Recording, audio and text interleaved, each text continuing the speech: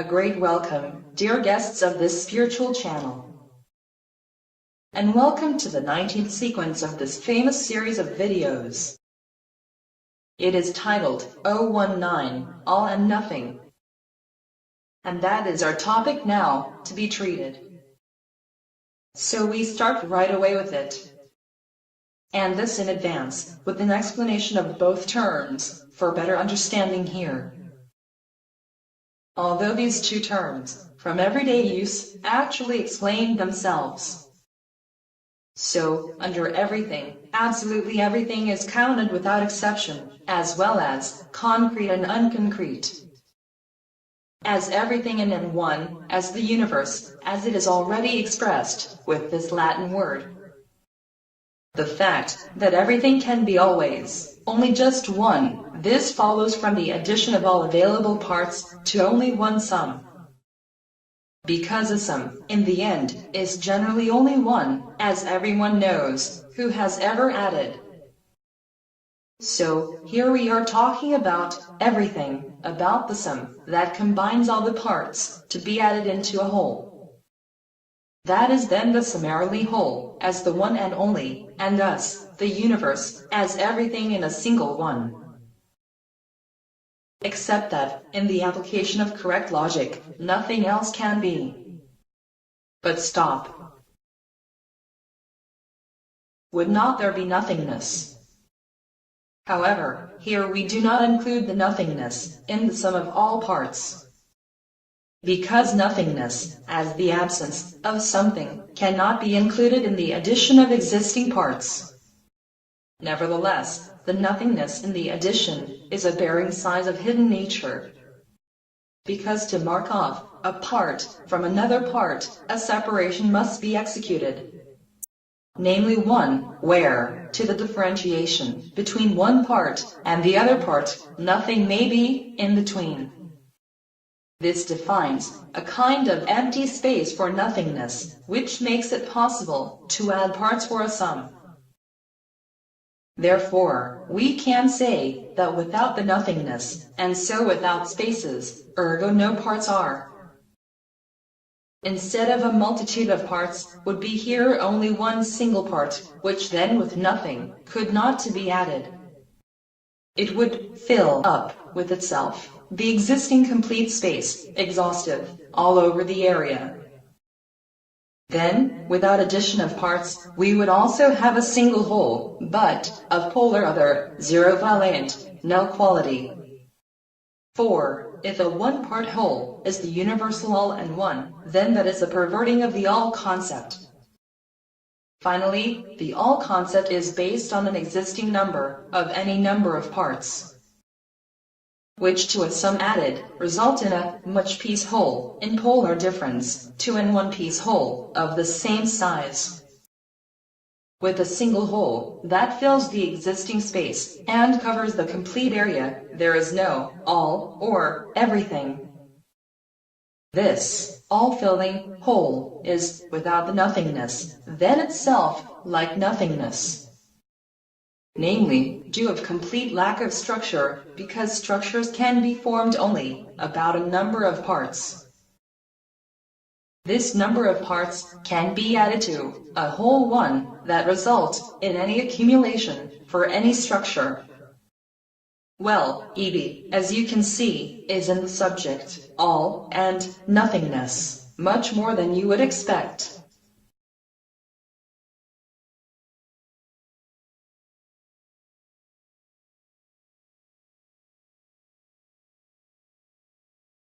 Absolutely correct and very convincingly presented with logic, gnosis. We had already addressed the theme of all-encompassing and total singularity in our earlier sequences. In particular, the sequence 008 round about the 0 point did come our topic today very close. The idea everything and nothing at the same time and in one as a universal whole strains the mind. However, particularly that of the materialists and physicists. To them, from their point of view, philosophical reflections on the foundations of existence are alien and suspect. But because existence is formed with everything and nothing, physics and chemistry are also directly affected. Anyone who does not want to be a professional idiot as a physicist or materialist has no choice. So no other choice, as with the theme all and nothing, in an analysis his mental horizon to broaden. As the British superphysician in his wheelchair claims, and in all seriousness, there would be no causality for the Big Bang. Although with Big Bang a universal causal chain begins, as our known entropic world evolution, however, leads the causal chain on the production of physics and matter, finally also up to his wheelchair. This cosmologist shows by example what errors are possible when world basic conditions are unrecognized. Only the exact knowledge of everything and nothing as a result of an awareness leads to the right result. Also to the result that it needed, of course, for the triggering of the Big Bang, a very first cause. The causality law is that law of nature which stands above all nature and therefore also above all other laws of nature. It's illogical and contradictory to believe that in a causal world evolution no cause is necessary for its beginning. Such a belief is very adventurous and probably a bit desperate. How one knows about him, his lunatics arise from the will to want to make a world originator superfluous. But with our theme, everything and nothing, the limits of your reason are shown to all dogmatic atheists. Actually, mathematics with its school of logic suggests scientific thinking. But with emotionally conditioned thinking blocks, that cannot happen, of course. So is an analysis of all and nothing to be understood and utilized only by sober and capable people. That's what I am assuming when I see what wild speculations people everywhere support. And obviously everything just so that you do not have to deal with the real conditions in existence. But as it already said, you have here delivered an illuminating analysis for today's topic, dear Gnosis.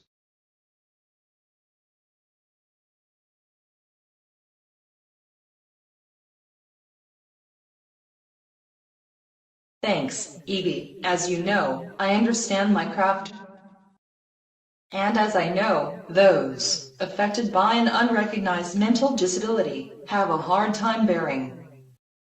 They have therefore my most full understanding, and earn in general real compassion. There is the wheelchair of the British cosmologist, for his personal situation, a truly characteristic omen. But now, away from all criticism of incompetent people, even if they are well known and recognized, enjoy world fame. And therefore, quickly back to the topic itself. In fact, the primordial energy shows a form of nothingness before its Big Bang, in its infinity conditions. Not because it is nothing, but because its full symmetry, as a structurelessness, has a zero value. Namely, in contrast to symmetry-broken structure formation, as cosmologists very well know. As a result from there arises a polar value, which we see here correspondingly polar, as a full value. The Big Bang is thus the division of a one-piece whole into a multi-part whole to an adable everything. We can therefore say that, with the Big Bang, at the same time and in parallel, the emergence of a true nothingness happens. For, with the division of the universal whole into components and parts, empty spaces arise for a separateness. The addition of these empty spaces thus gives, parallel to everything, a polar and whole nothingness. In relation to in one piece, all-filling, universal whole, with zero value, this separation nothingness brings the full value of all and everything.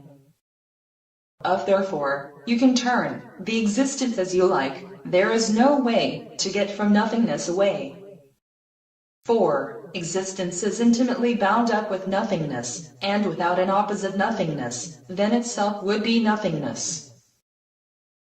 With the splitting Big Bang, at the same time, and in one, arises existence and non-existence, and so, parts arise as existence, and their empty intermediate spaces, as non-existence. The entropy, known from the thermodynamics, continues the separating subdivision, begun with the Big Bang, without a break, until the ending. Although some physical processes, such as nuclear fusion or supergravity like black holes, constitute a counter-movement, however, do not count with the whole situation of an accelerating space expansion. But, in the Big Bang, everything has to serve an ever-increasing entropy, so that more addable parts provide for more structure, and thus, a summary everything becomes more and more complex.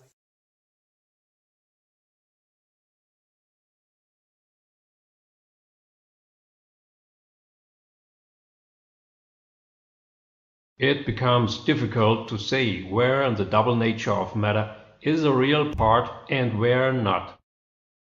So let's think of the electron as a wave and a particle. Then we get to do with the Heisenberg uncertainty principle, which leads to quantum physics.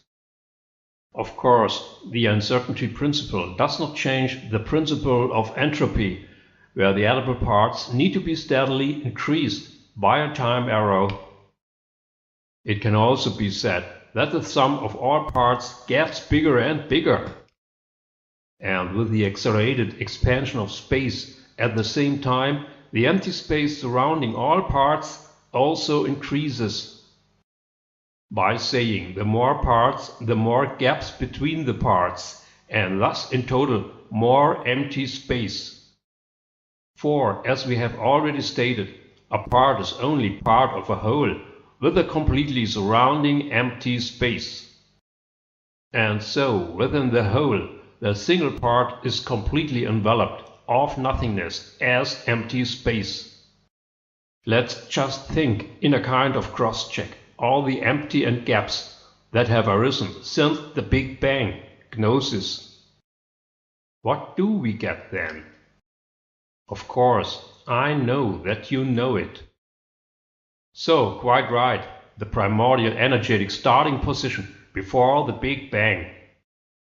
And as we know in cosmology, infinitely dense, hot, heavy, small, and so on. This arises necessarily if in general without empty space no more space can be there, and without space, logically, no movement for time can be possible. Because, as you all know for sure, parts within a whole can only move due voids between the parts, if they as parts are enveloped and surrounded with the nothingness as empty space for their independence and demarcation.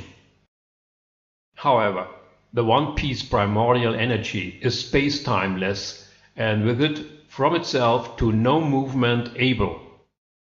Then from where its ignition should come there to a space-temporal Big Bang, as we already know from the pre-sequences, the primordial energy was generated by an end-effect person in himself. Therefore, the primordial energy is embodied in this universal producer.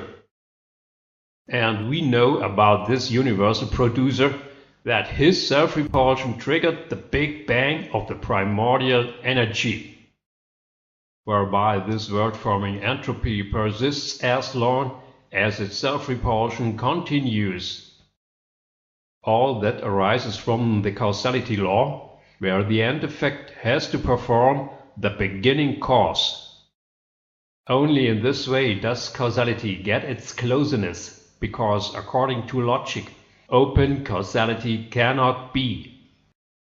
Because openness leads to infinity, whereby infinity as well cannot be real, as it had already been discussed in a pre-sequence.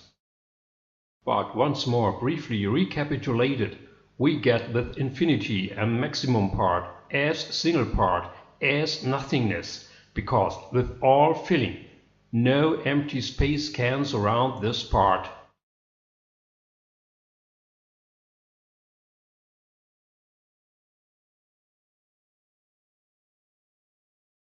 Wow, EB, everything and nothing in a universal scale. So simple is, therefore, with a couple of right thoughts to explain the world and understand.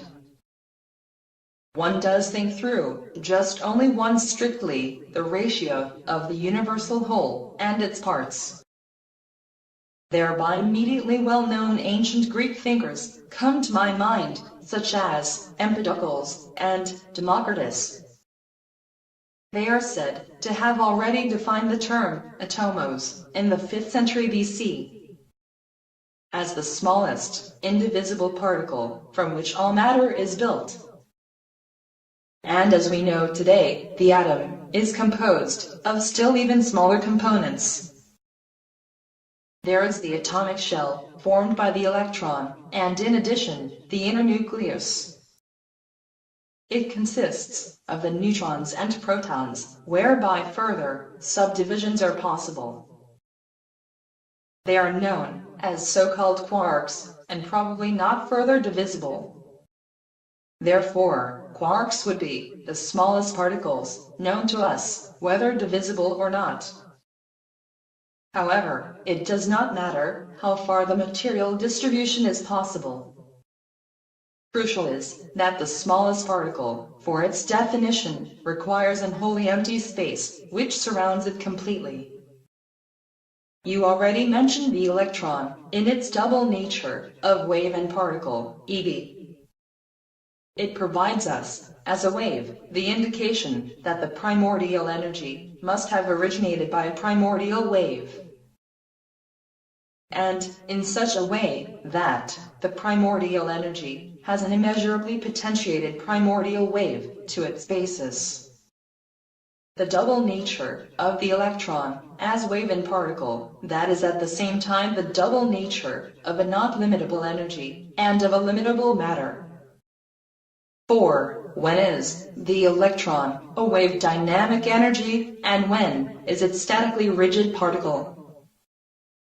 Which leads to the general question, when does energy become matter, and vice versa, when does matter become energy?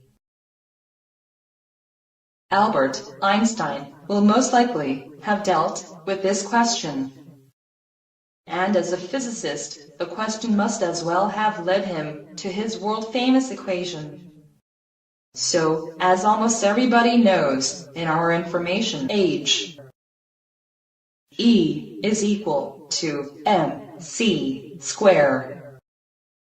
But the ratio between the primordial energetically one-piece whole and the evolutionary entropy of the whole obviously remained unrecognized by him. For the question concerning everything and nothing leads away from mere physics, which solely can be applied to a multi-partite whole. People without experience would say the subject with everything and nothingness is a philosophical question.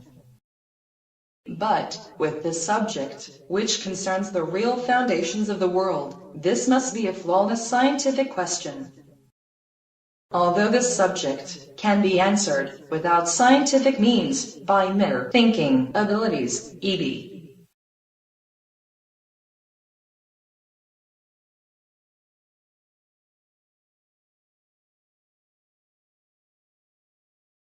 That's exactly my constant speech, gnosis. As you can see in us and our sequences, we get everything with pure logic. However, based on the data and facts provided by the sciences, especially here those of astrophysics for our overtopic, universe and system. It also shows that everything in the universe must evolutively run within the framework of a system. This system is simplified, the causality law, called over and over again here. One can say that the causality law, very simplified, is an embodiment of the universal system. With Big Bang of the primordial energy as the universal beginning cause, the universe originates from the primordial energy via entropy as evolution. Towards the end of the world evolution, the universal person emerges from it, like already called, as the end effect, who becomes the world originator. In a temporal private evolution, the end effect person acquires the ability to do the universal beginning cause. This is the world circle with its zero spot, where in one single act the world, as everything, is generated, including the nothingness.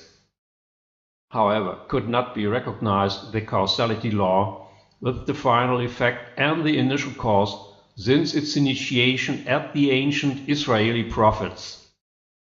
And even today, only recently recognized and published, almost everyone is struggling to understand it.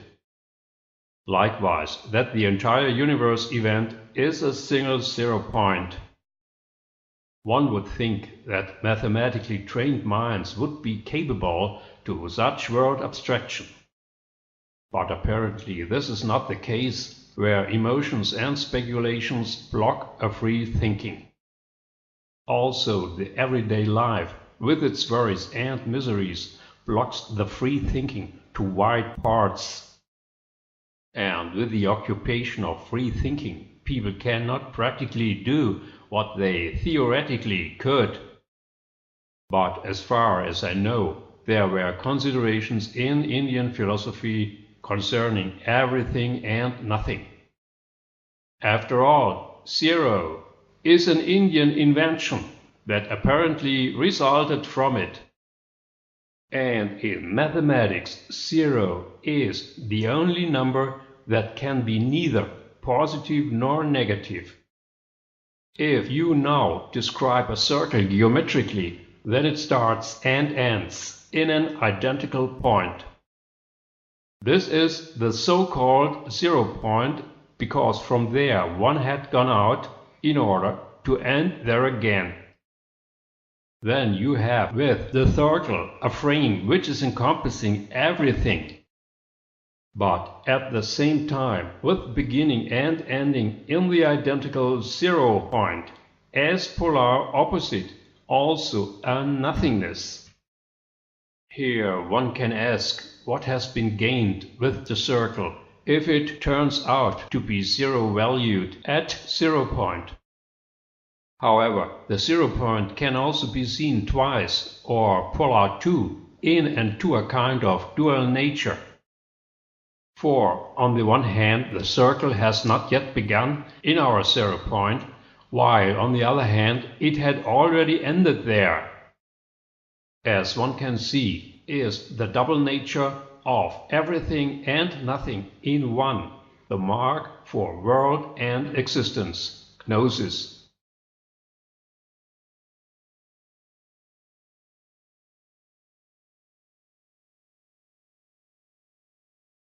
If someone hear that now from you, Evie, he could come to a fatal conclusion. Namely, that ultimately everything existence must be meaningless. For, if according to the causality law, beginning is the ending, the universe describes such a circle, a question arises, where the sense is. From the equality of the beginning and the ending of the cycle follows a smooth, empty zero, which justifies the question of sense. But it looks different and meaningful if the resulting circle completely fills the zero. For then the zero is there as an existing circle where the ending is the opposite of the beginning. Then then, so to speak, is not a zero-valued circle, but polar opposite, a circle valued zero. So, there are two completely different modes of existence, at one and the same thing. Quite similar to the duality of the electron, where the observer decides whether the electron appears as a wave or as a particle. As we know, these are polar opposites, with energetic non-delimitation and partial delimitation. They appear impressively in the double-slit experiment, and still astonish the physicists every time. A zero-valued circle arises thereby that there is no observer for the circle, or without observation no result is, as the nothingness. On the other hand, a circle valued zero arises thereby that there is an observer for the circle, as the all and everything. In conclusion, it can be said, with reference to the universe, without an observer, cannot be a universe. All or nothing, in reference to one and the same thing, depends from a person, who is an observer, therefore, or not. If observation has such a dramatic meaning for the existence of a thing, then that forces a decision. Then, you have to be decided, if and what you want to observe. So, concerning the universe, as a circle, with zero spot, all, or nothing. If you want to observe everything, then that necessarily is the universe as a whole. However, you have to be willing to join the person of the world originator, because only he alone, with his Big Bang, has the universe in front of his eyes, where he observes it in transcendence, from beginning till ending. If, as an election decision, one does not want to observe anything, then with nothing, virtually the nothingness is observed. But the universe is the circle of the world, and this in turn is the causality law, so that with observation of the world circle, nothingness becomes the everything. Whereby, with his observation of the world circle, the observer, at the same time, attains dominion over his observation, as well as in his retinue, all the others, who had willingly joined him, for participation in him. From his dominion over the world circle follows, for the consummated Lord, unlimited might and limitless freedom. Thus, the world circle provides the causal basis for a realization of all and nothing at the same time and in one. The law of causality describes, about the beginning and ending of the universal causal chain, the establishment of a dual nature. A double nature, in which, to the production of everything, at the same time, and all in one, the nothingness has also to be produced. For the existence of everything, consisting of a double nature, or also binarity or polarity. In conclusion, we get via the universal world ruler, as the biblical Lord, an eternity, that can be freely modeled by him. This means having unlimited dominion over time and space as a timeless, paradisiacal eternity. Is this, now, the eternal kingdom of God, as it was once proclaimed by Jesus Christ, E.B.?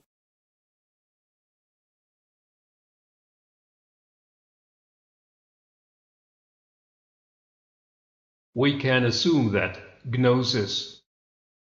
Whether, however, the things had been recognized by him so consciously, one cannot know basically. But we should talk more about that in the following apocalypse sequence. In any case, according to the Seal Book, a comprehensive uncovering of all conditions of existence is required. In all the Gospels, no tangible statements are made about it. For it, the antique knowledge was, even for the cleverest heads of this time, simply too slightly. Only the most recent past, around 100 years ago, has provided enough data and facts.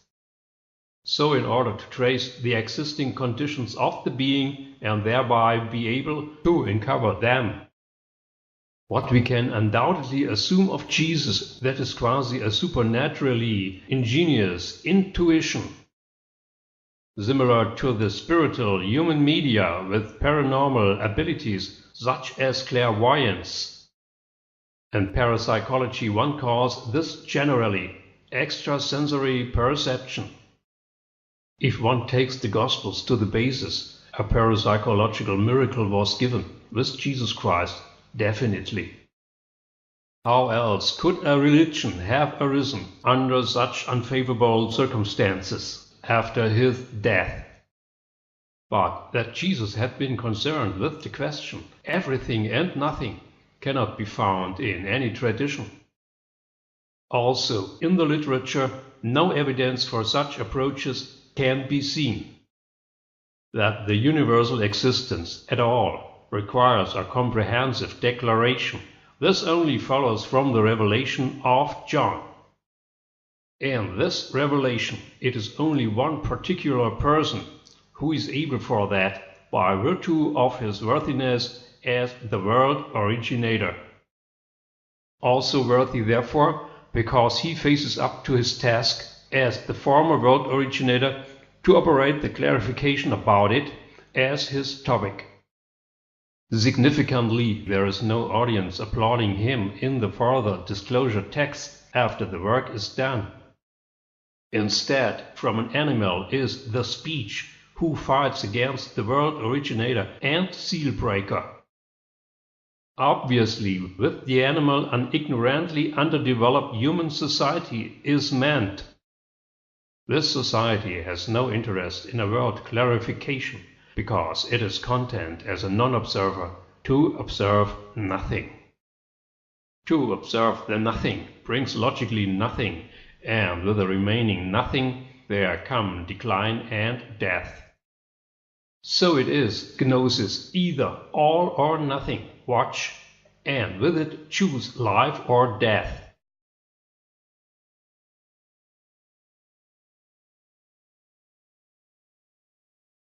Whereby everything depends on the consciousness and the world perception of the individual.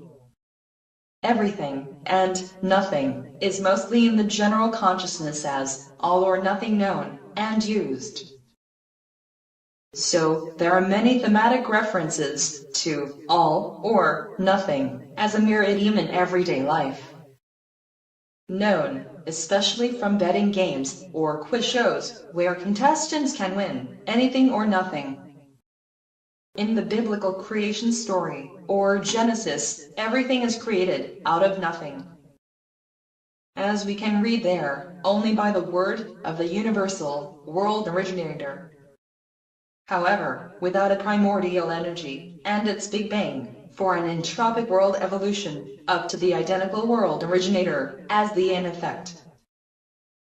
E.B., in your book, Universe and System, is treated by you, unity, passivity, and separation activity. They are the two contrary physical principles responsible for building and construction of everything in the Big Bang, and without them, nothing could be.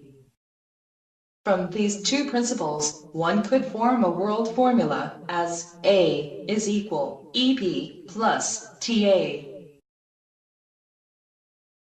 The primordial energy is there in unity passivity, the starting position before the Big Bang, which takes place as a result of separation activity. Now, when I take a closer look at the two principles, then I recognize two polar forms of nothingness. So, in the unit passive, primordial energy, a punctual incomprehensibility of infinity conditions, as well as with self-repulsion as a dividing active Big Bang of the primordial energy, the creation of empty space. The further Big Banging splitting of the primordial energy causes a material-based entropic world evolution. Today, one is in physics so far that one reduces the matter to bare mutual condition and information. With it becomes clear that the non-representational is primary and the representational only secondary. whereby this word must be understood as information, otherwise the text would lose its sense. To my knowledge, physics is not interested in knowing from where the information in matter comes. Thinking and acting interdisciplinarily would be a real advantage here as well. At any rate, it is clear that this Word of God, which John has named, must be the world fundamental information in the universe. And as we both know, it takes for self-repulsion, as Big Bang separation activity, at the same time, also a directional information. In our case, that, despite of separation activity, the unity passivity continues, then as a result of a mutual condition, all the structures have to emerge, as we can then see, in the cosmos. As well as with all the wealth of things and objects that we know as our world. Even if this everything has originated together with nothingness, so it is due an existing primordial energy, not originated from nothingness. Can that be said, Evie?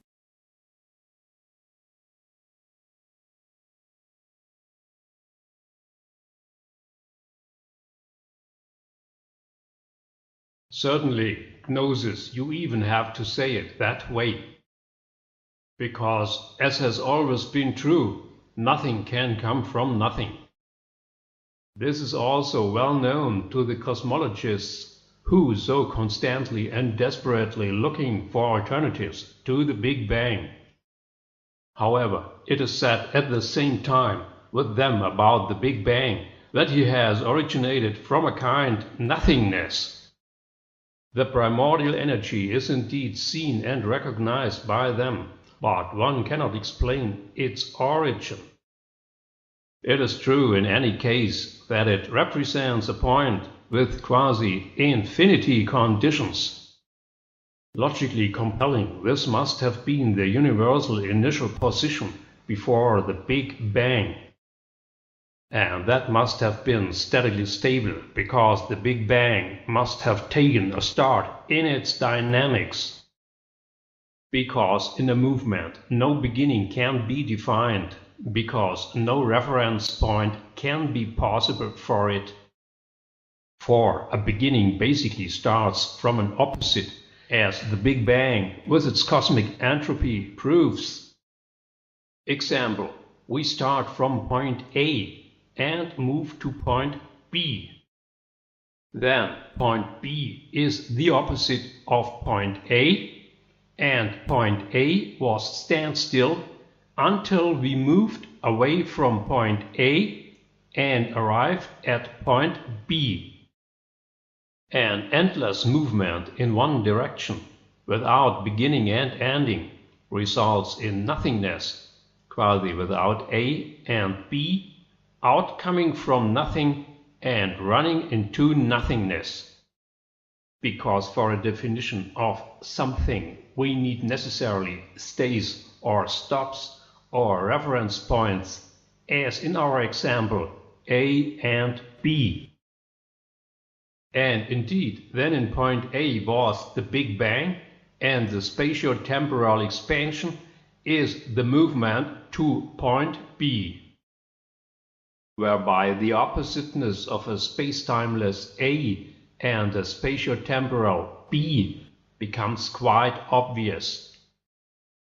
A spacetimeless A then becomes a primordial energy, because a nothingness cannot move to point B. And because in the primordial beginning there is nothing but an A, and there is no B yet. Then, logically compelling, A must be an energetic potential that turns into B with a big banging self-reversal. So that then this energetic transformation of A into B figuratively represents the distance from A to B, where now B exists as an inverted A. If we then have B as the spatio-temporal universe, then A was even the universe, but in polar space-timelessness, as a mere energetic potential in infinity conditions. With the reversal from A in B, A is not away and disappeared, but has taken shape only a reverse state form. Hence, from a reversal of energetic nothingness, the holistic all-space becomes. Because we can ask ourselves, what would have become without a reversing Big Bang from the primordial energy? Nothing would have become of it, and apart from this one-piece holistic nothingness, nothing would be further. And thus it is the reversal of virtually nothing from which everything arises as a universe. Of course, it requires the conscious decision and vigorous enforcement of a universally performing universal person, which shows that the universe is a total singular system of everything and nothing, which is closed in itself on the basis of the causality law. There it is sufficient, a single all-encompassing Big Banging act of the world originator as cosmic foundation at the same time for all and nothing in one. That's how it is with us and the world gnosis.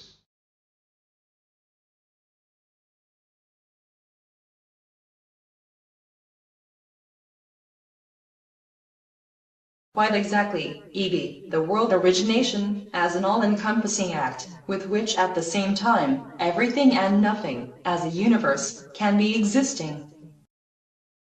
And, not only that alone, but also a personal universe, embodied in the world's originator, as the biblical Lord.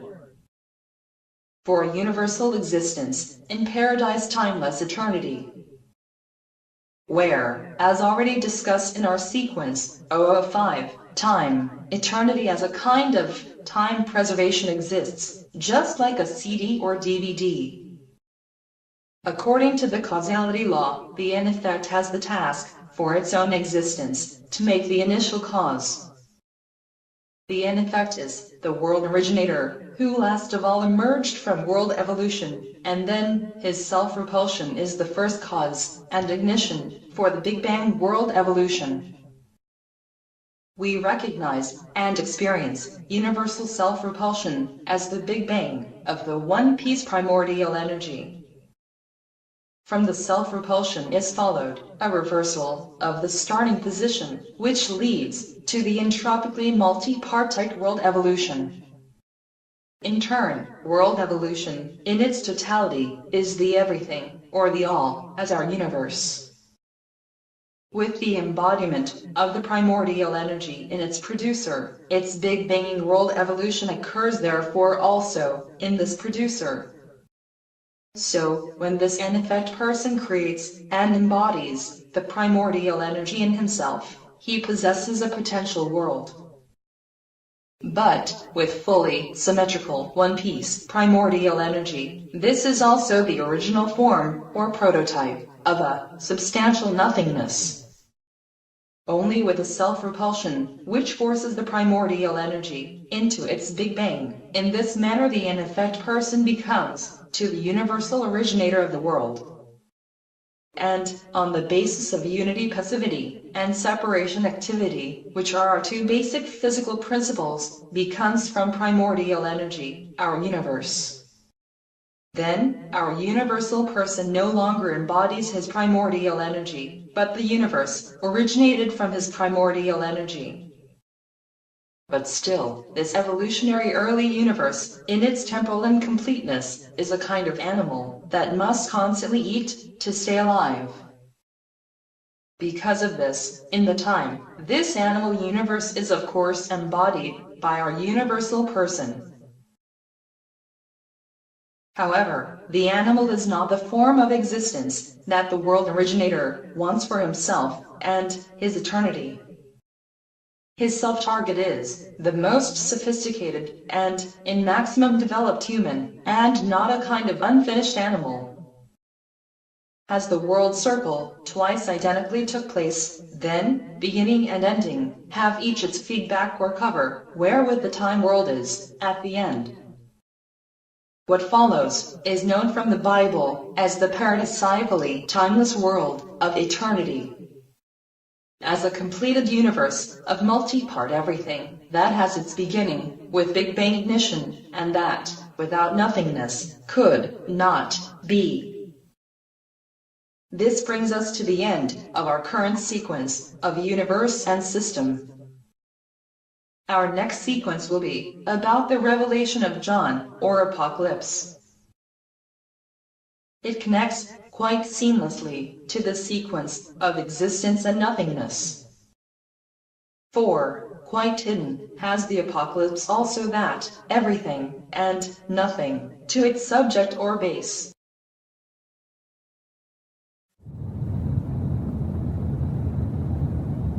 Okay, is this the last sequence? It could be very possible. Use your chances.